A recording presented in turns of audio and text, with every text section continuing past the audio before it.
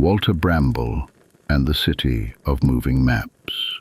Chapter 1. The Book Without a Name. Walter Bramble lived alone in a narrow old terraced house at the end of a quiet little street where the rooftops seemed to lean together gently above the chimneys, especially on rainy evenings.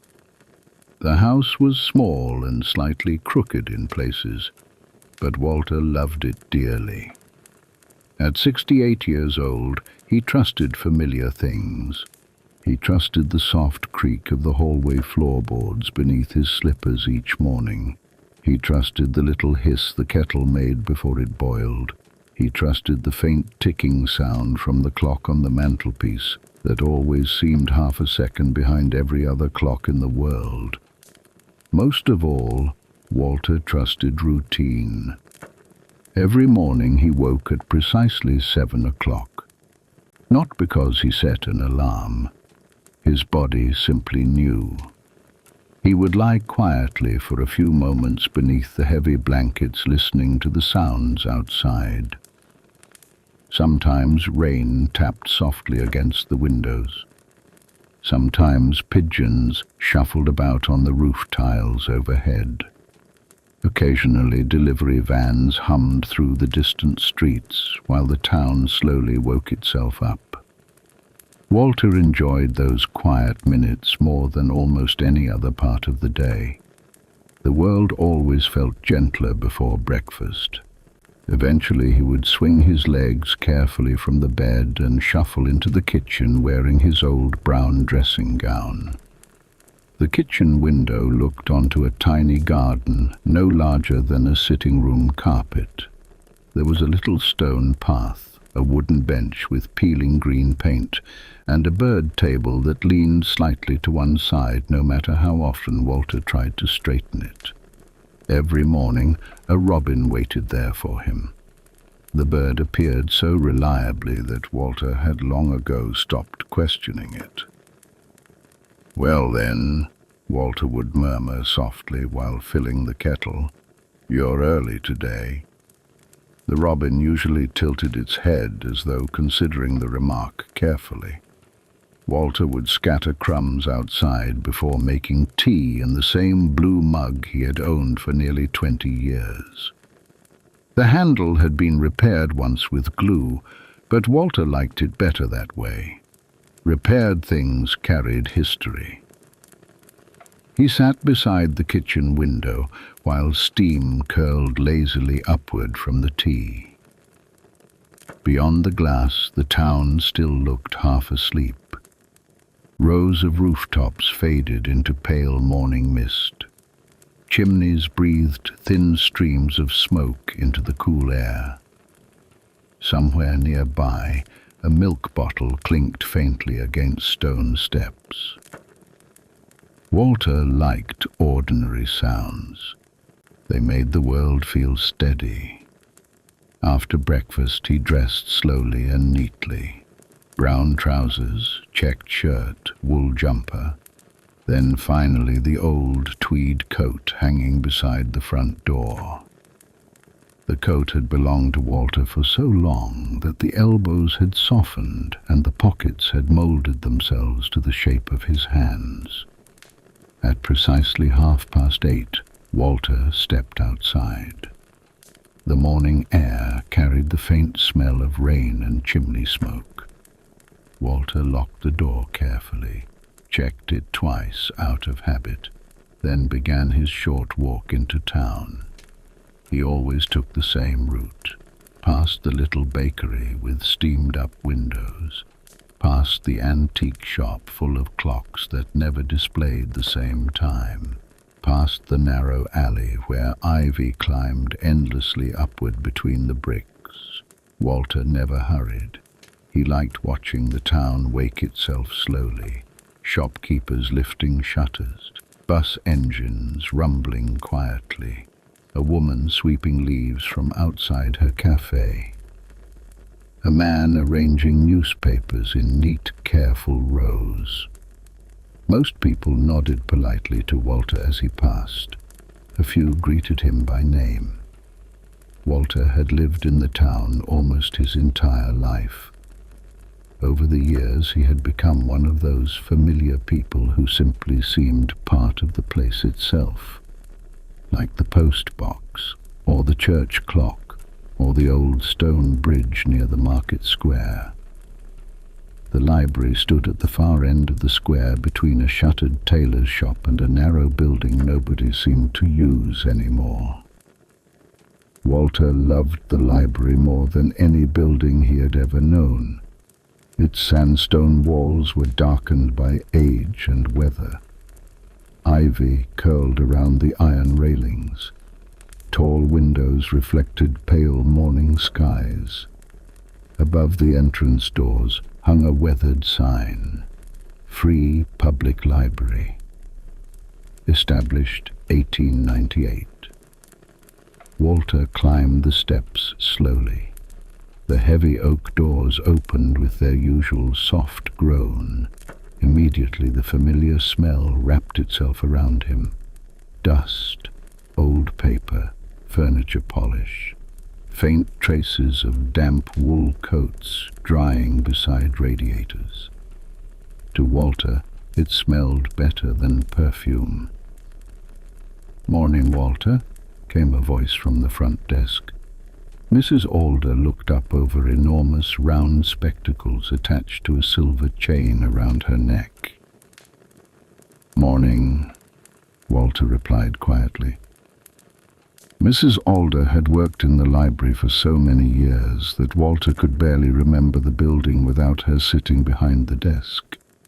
She stamped return dates into books with slow professional precision. Thump, thump, thump. The sound echoed gently through the peaceful building. The library was mostly empty at this hour. A young man slept quietly in one corner beside a stack of newspapers. Somewhere upstairs, a trolley squeaked softly along the wooden floorboards. Rain began tapping lightly against the tall windows. Walter smiled faintly. Rain always made libraries feel warmer somehow. He removed his coat and wandered slowly between the shelves. Walter never rushed when choosing books. He believed books disliked being rushed. Some people entered libraries already knowing exactly what they wanted. Walter preferred to wander. Sometimes a title caught his eye unexpectedly. Sometimes a color or shape seemed strangely familiar. Occasionally, he chose books simply because they looked lonely. Over the years, he had developed a quiet, private belief. Walter suspected certain books waited for certain people, and every now and then, if someone arrived at exactly the right moment, the correct book somehow revealed itself. Walter knew this sounded foolish. Still, he believed it. The upper floor of the library was always quieter. The staircase creaked gently beneath his feet as he climbed. At the very back of the building stood the oldest section of all, maps and exploration. Almost nobody visited it anymore. Tall atlas cabinets lined the walls beneath dusty hanging lamps. Huge leather-bound volumes rested behind glass cases. The air felt cooler there, still older somehow. Walter wandered slowly past shelves filled with forgotten travel journals and faded sea charts. Then he stopped. A strange feeling settled quietly in his chest. Not fear, not exactly surprise, more like recognition. A narrow shaft of pale sunlight suddenly pierced the clouds outside and fell across one particular shelf. There, tucked between two enormous atlases, sat a small green book Walter had never seen before. That alone was unusual. Walter knew this library extremely well. He was certain he would have noticed the book before. The cover bore no title, only a faint gold compass pressed into the leather. Walter carefully removed it from the shelf. The instant his fingers touched the spine, the air around him seemed to cool slightly. A soft shiver passed through him. Not unpleasant, just strange. Walter sat down slowly in the old leather chair beside the window. Rain whispered gently against the glass. Downstairs, Mrs. Alder continued stamping books. Thump, thump, thump. Walter opened the green book carefully. Inside were maps, but not ordinary maps. The streets curved impossibly. Districts rearranged themselves between pages. Bridges appeared where no rivers existed. Entire neighborhoods vanished and returned again. Walter frowned softly. The longer he looked, the stranger the maps became. Some roads appeared to move while he watched them. Certain buildings seemed drawn differently each time he blinked. Then Walter noticed a line of handwritten text near the bottom of one page.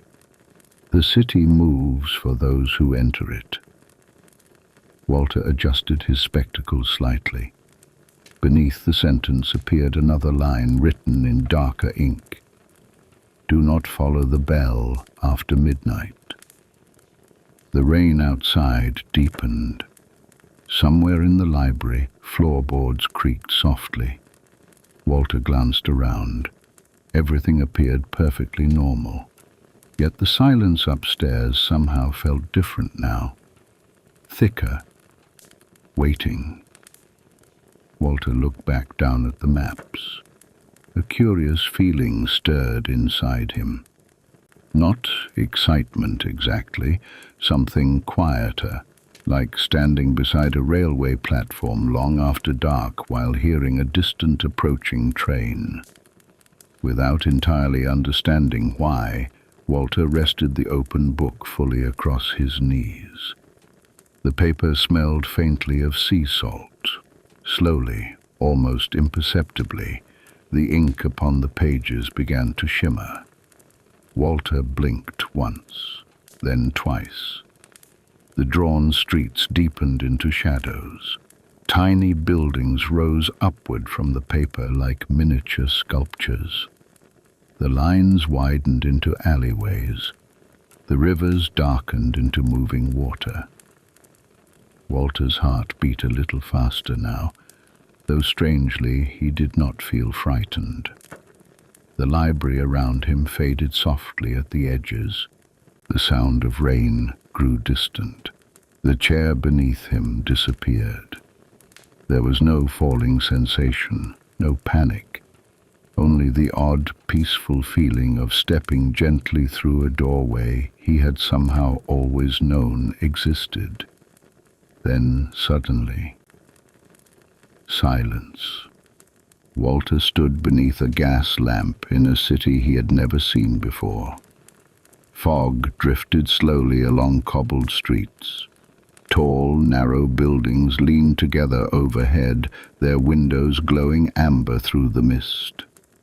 Tram wires hummed faintly somewhere above him, though no tram ever appeared.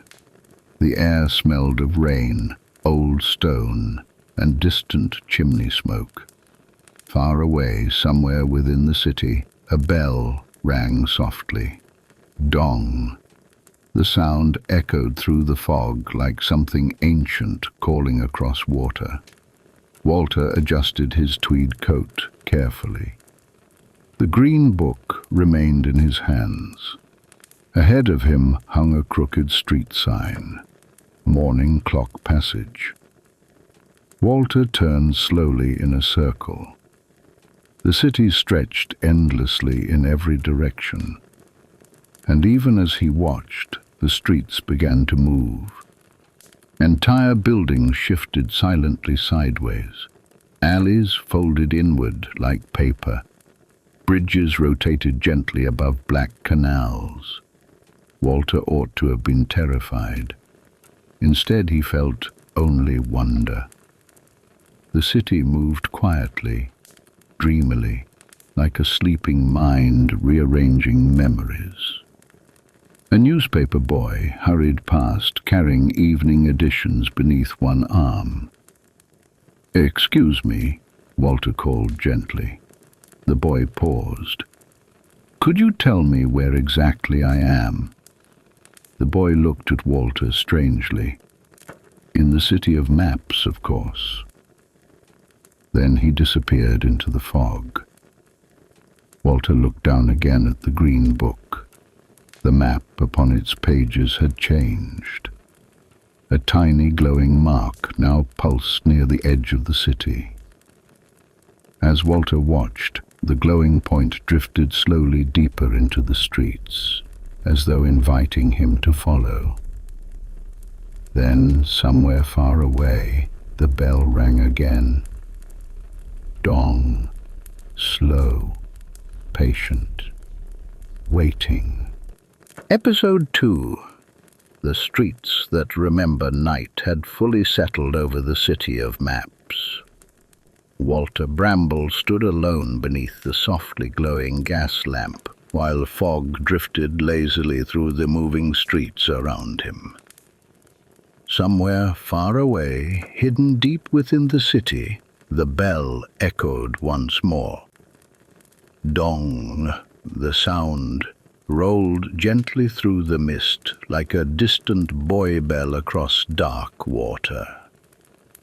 Walter held the green book tightly beneath one arm. The glowing mark upon the map still pulsed faintly upon the page, drifting deeper into the city as though guiding him somewhere important. Above him, windows glowed amber through curtains and drifting steam. Somewhere nearby came the faint sound of piano music. Somewhere else, the quiet rattling of teacups. The city felt strangely peaceful despite its impossible nature. Buildings shifted silently, alleys folded inward, bridges rotated slowly across canals, black as polished stone. Yet, nothing moved with violence. Everything happened slowly, dreamily, as though the city itself were half asleep. Walter began walking. His shoes clicked softly upon the cobbles, while fog curled around his ankles like pale smoke. The streets here were narrower than before. A small hanging lantern swung gently overhead, casting warm pools of gold light upon the damp stones. Shop signs creaked softly in the night air. The house of lost postcards.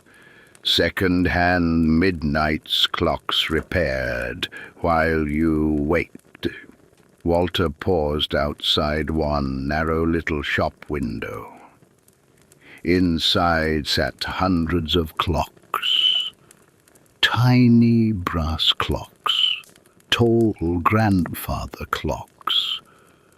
Round station clocks with faded faces. Every single one ticked softly at a different rhythm. The sound drifted faintly through the glass. Tick, tick, tick. It reminded Walter oddly of rain upon windows during sleepless nights long ago. He continued onward. As he walked, Walter noticed something peculiar. The city seemed to react to thoughts. Whenever he remembered somewhere warm or comforting, nearby windows glowed brighter. When he thought of cold winter evenings from childhood, Mist thickened gently around the corners of the streets.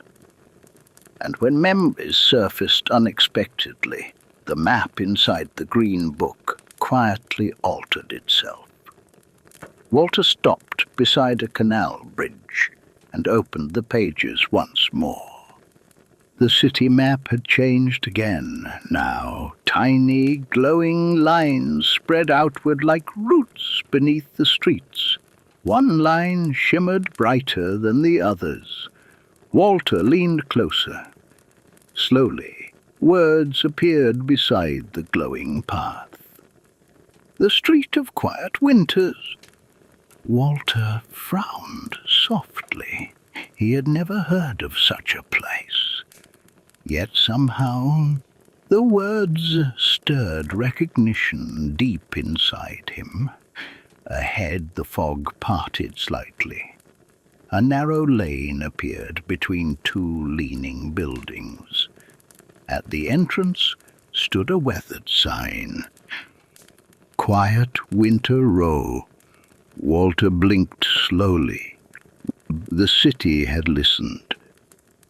A soft wind drifted through the lane, carrying the faint smell of coal smoke and snow.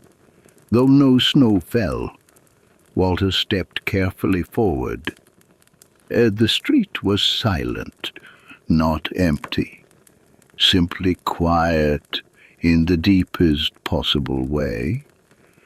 Warm yellow light glowed behind frosted windows. Curtains moved softly. Somewhere upstairs in one of the houses somebody laughed quietly before the sound faded again. Walter suddenly felt something unexpected.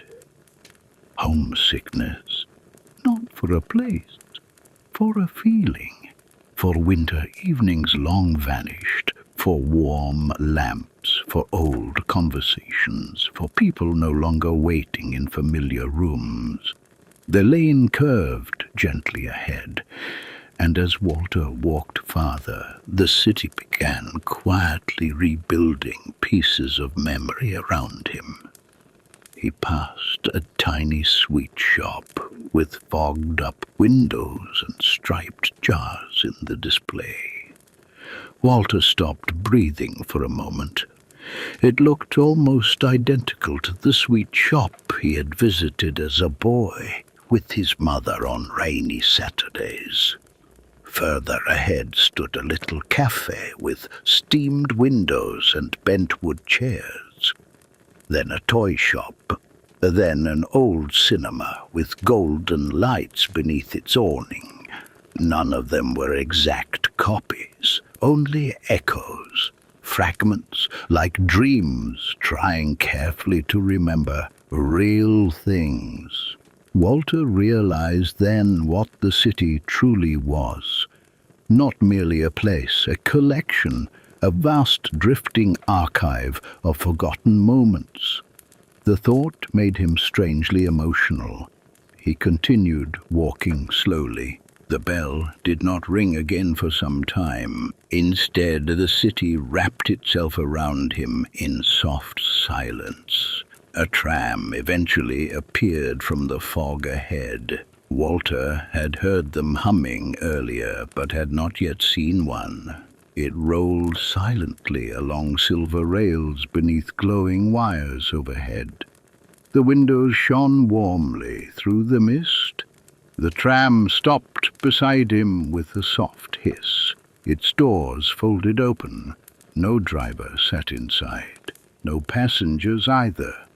Only warm golden light. Walter hesitated, then climbed aboard.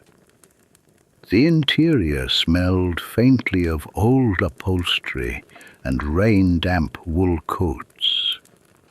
Soft lamps glowed overhead. Walter settled carefully into a green velvet seat, while the tram resumed moving through the city. Outside the windows, the streets drifted slowly past. Walter watched moving bridges, clock towers, narrow alleys, lantern-lit cafes. He felt oddly calm. The tram rocked gently from side to side as though travelling not through streets but through sleep itself. Eventually Walter noticed something unusual. The windows no longer reflected the city. Instead, they reflected moments. Tiny, moving glimpses of life. A child reading beneath blankets by torchlight. A woman stirring soup while rain tapped softly outside. An elderly man falling asleep beside a fireplace with a newspaper upon his chest. Walter stared quietly. The tram was carrying memories, or perhaps dreams. He could no longer tell the difference. Then suddenly the tram slowed. A bell chimed softly overhead.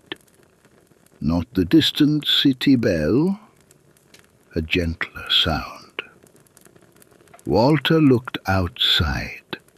The tram had stopped beside a great building of dark stone and green copper roofs.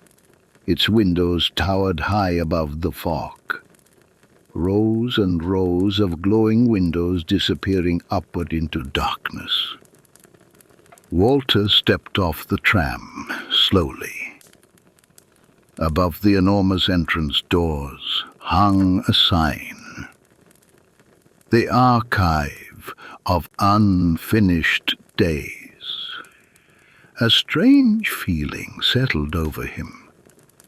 The building seemed important, ancient, patient. The green book trembled faintly beneath his arm. Walter climbed the broad stone steps. The doors opened before he touched them. Warm air drifted outward, carrying the scent of paper, candle wax, and old wood smoke. Inside stretched an enormous hall filled with shelves.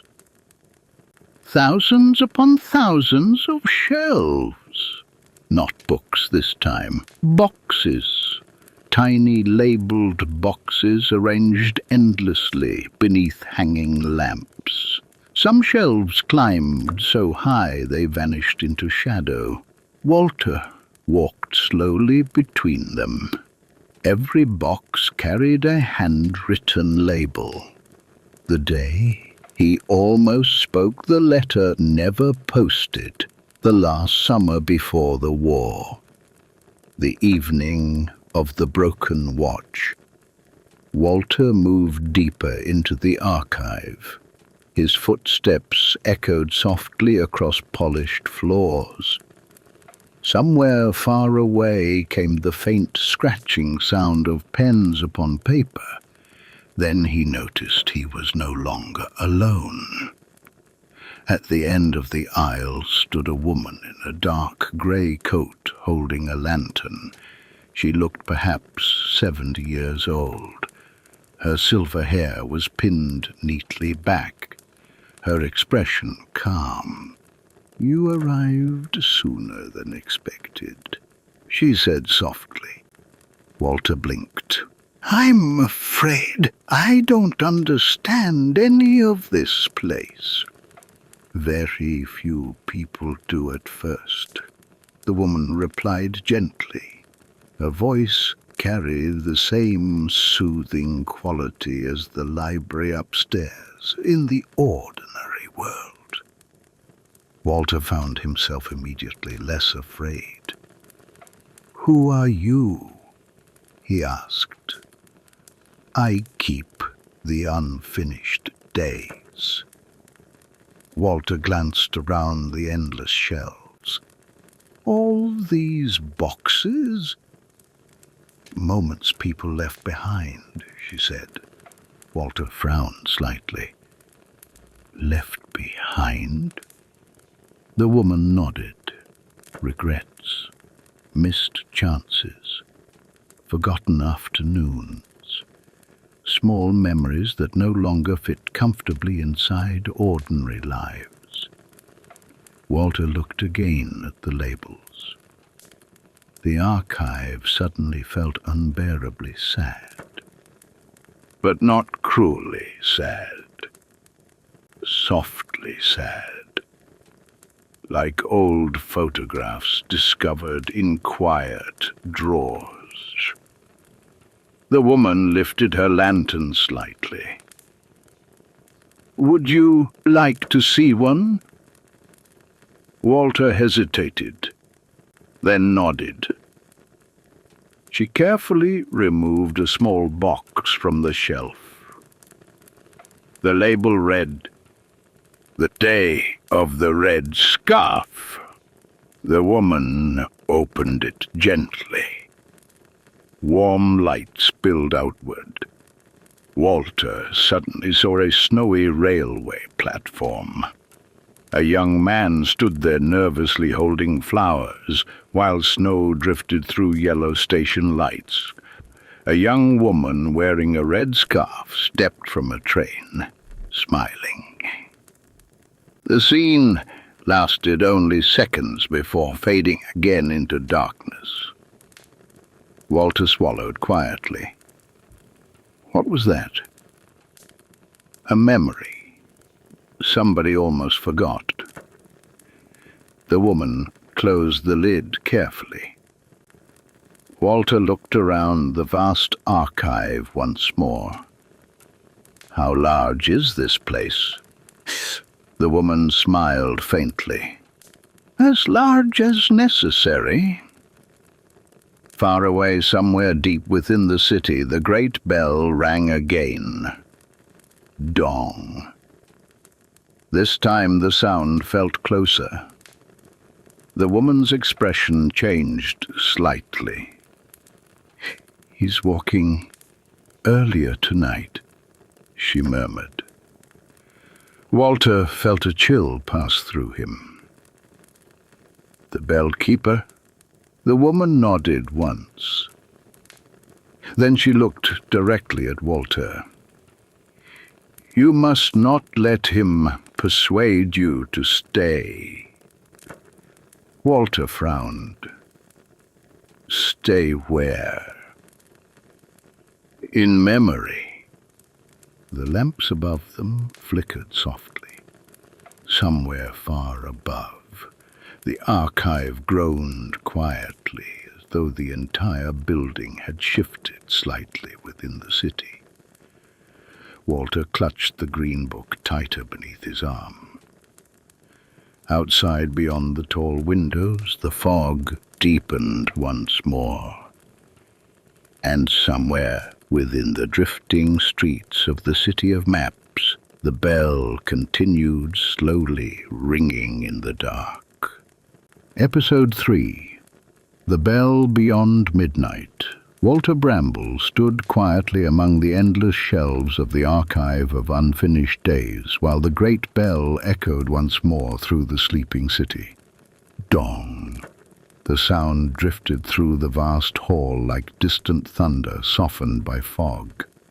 The woman holding the lantern remained perfectly still for a moment after the bell faded away. Then she carefully returned the small memory box to its shelf. "The city grows restless tonight," she said softly. Walter glanced toward the towering windows. Outside, fog moved slowly across the streets beyond the glass. Lamps glowed faintly in the mist, while distant rooftops shifted almost imperceptibly against the dark sky. Walter still struggled to fully understand where he was, or perhaps what he was inside. The city of maps no longer felt entirely like a place. It felt closer to a dream somebody else had once dreamed long ago and somehow forgotten. Yet despite the strangeness, Walter felt calm there, comforted even. The warm golden lamps, the quiet ticking sounds hidden somewhere deep within the walls, the endless drifting silence. Everything seemed designed for wandering minds and tired hearts. "Please," Walter asked gently, "what exactly is the bell keeper?" The woman lifted her lantern slightly. The light painted soft amber shapes across the shelves around them. "He watches the city," she replied, "and collects those who no longer wish to leave." Walter frowned faintly. "Collects them?" The woman nodded once.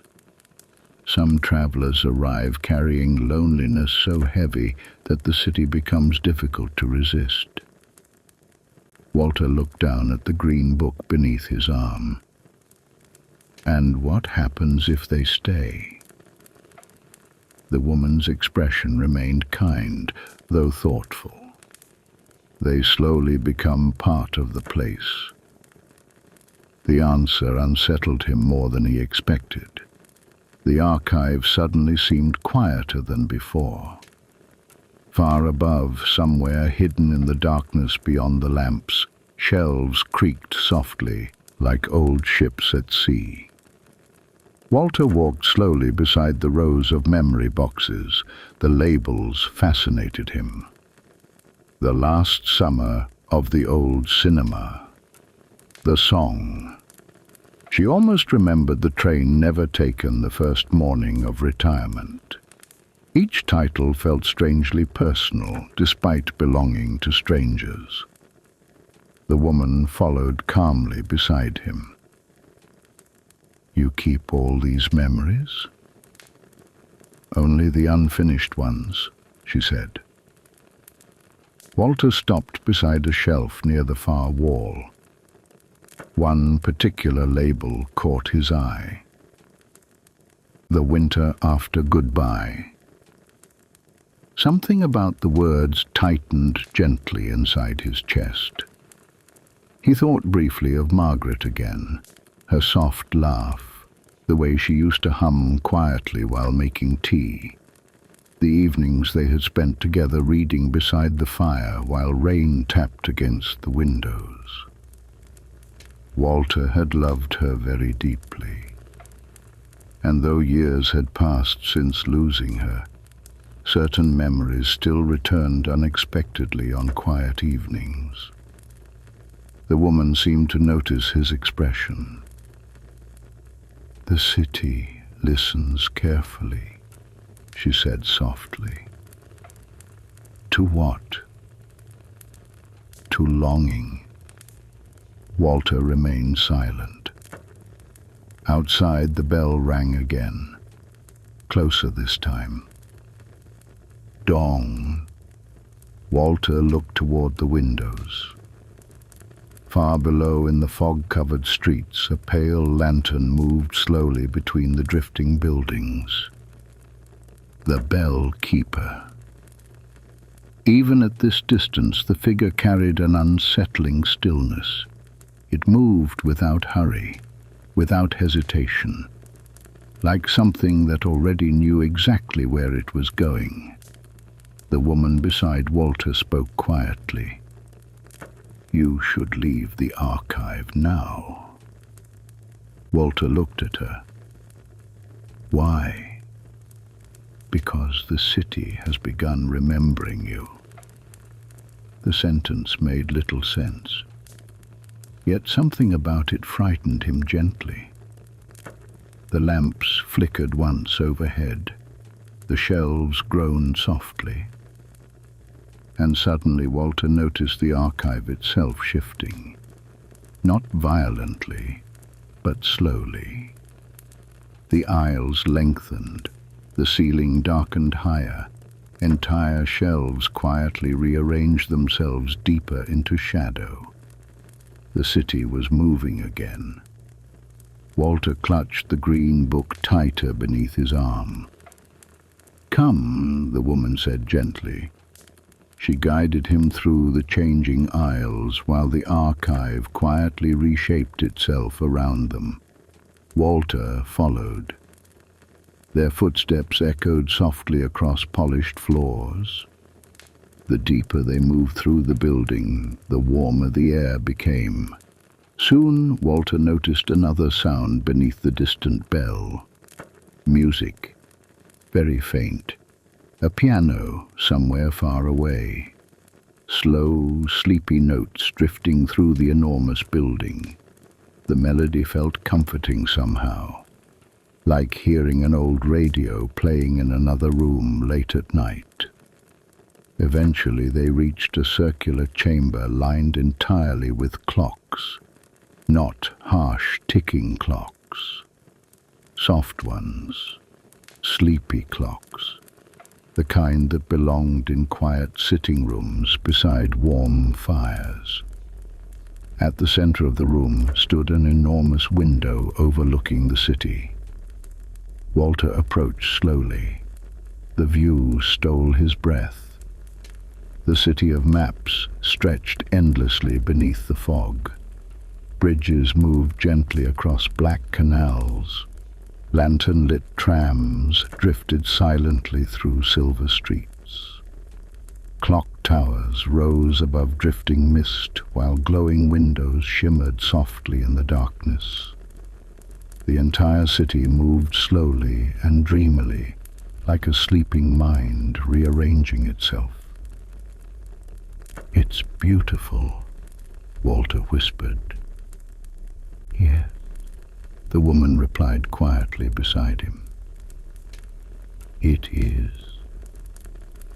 Walter could understand now why people might remain there forever.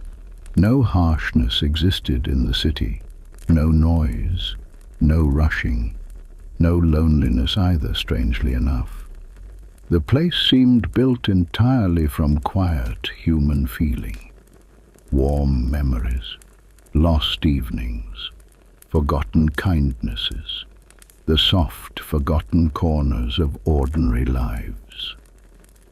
Then Walter noticed something in the window glass, a reflection, but not his own. For just a moment, he saw himself older somehow.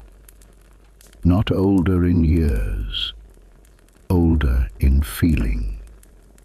Seated alone in the library chair with the green book open forever upon his knees, while dust slowly gathered around him. The image vanished instantly. Walter stepped back. The woman watched him carefully. "The city offers comfort," she said softly. "But comfort and stillness are not always the same thing." Walter understood then. To stay there would mean living inside memory forever. No new mornings, no surprises, no ordinary rainy Tuesdays, only echoes. Beautiful echoes perhaps, but echoes nonetheless. The bell rang again, much closer now. Dong. The great doors behind them slowly creaked open. The bellkeeper stood there holding its pale lantern. Fog drifted silently around its dark coat. Walter could still not properly focus upon its face. The figure seemed blurred somehow, like something half-remembered from a dream. When it spoke, several quiet voices seemed layered together beneath the words. "You are tired, Walter Bramble." Walter felt the truth of that immediately. Not physical tiredness, life tiredness. The slow tiredness carried quietly by people who have lived many years. The bellkeeper stepped slowly into the room. Its lantern cast pale blue reflections across the clocks. "You may rest here," it said. Walter remained silent. The figure tilted its head slightly. "No more loneliness." The words struck deeply. Walter thought of his little terraced house, his quiet breakfasts alone, his evenings beside the television. the empty chair opposite his own. The bell-keeper lifted the lantern slightly higher. Stay. The city beyond the window seemed to pause, waiting. Walter looked again across the endless glowing streets. Part of him wanted very badly to remain there, to wander forever among drifting memories and warm lantern light, to revisit old moments endlessly, to disappear quietly into comfort. Then, unexpectedly, Walter remembered the robin waiting each morning upon the garden wall. He remembered the smell of rain on ordinary pavements, the warmth of holding a fresh cup of tea, the sound of Mrs. Alder stamping library books downstairs. Small things, simple things, living things. Walter smiled faintly. "I think," he said softly, "that memories are lovelier when you can still return home afterward." The bell-keeper remained perfectly still. The clocks around the room ticked gently. Then slowly the figure stepped aside from the doorway. The lantern dimmed slightly. "The library awaits," it whispered. The city immediately began dissolving.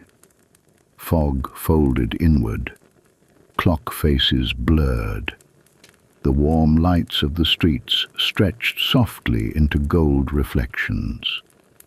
Walter felt himself falling gently backward through darkness filled with drifting paper pages. Then, silence. Rain tapped softly against tall windows. Walter blinked slowly. He sat once more in the old leather chair upstairs in the library. The green book rested closed upon his lap. Morning light filled the room. Downstairs came the familiar sound. Thump, thump, thump. Mrs. Alder stamping return dates into books. Walter breathed slowly. For several moments he simply listened. Rain against windows, quiet radiators humming, floorboards creaking softly somewhere below. Ordinary life. Beautiful, ordinary life. Walter stood carefully. His knees clicked faintly, as always. For a moment he wondered whether the city had been entirely a dream. Then he noticed something resting inside his coat pocket. A tiny brass tram token, warm to the touch. Walter smiled quietly. He returned the green book carefully to its shelf between the heavy atlases. This time, however, the cover bore a faint title beneath the gold compass. The City of Moving Maps. Walter descended the staircase slowly. Mrs. Alder glanced up from her desk. "You look miles away today," she said. Walter smiled faintly. "Perhaps I was." Outside, the rain had stopped. The pavements shone silver beneath pale morning light. People hurried through the square, carrying umbrellas and paper cups of coffee, while buses sighed quietly at nearby stops. Walter pulled his tweed coat a little tighter and began walking home. The world looked slightly different now. Richer somehow. Warmer. He noticed little things more carefully than before. Steam rising from bakery windows, a dog asleep inside a parked van, the smell of wet pavement after rain. New mornings, Walter thought quietly. That was the important thing. Not old memories, new mornings. And somewhere beyond ordinary streets and ordinary maps, hidden perhaps between forgotten shelves in certain quiet libraries, the city of maps continued slowly moving through the fog, waiting patiently for the next traveler willing to open the right book.